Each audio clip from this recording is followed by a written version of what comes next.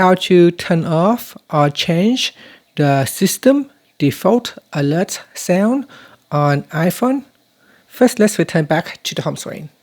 On the home screen, tap on Settings, and from the Settings page, we scroll down and tap on Sounds and Haptics. From here, scroll down, then tap on Default Alerts. Next, in here, to simply turn off the alerts sound, we select None. This will simply turn off the sound only, and you will still be able to receive notifications. Now, if you want to change the sound, then simply select one of the available sound from the list.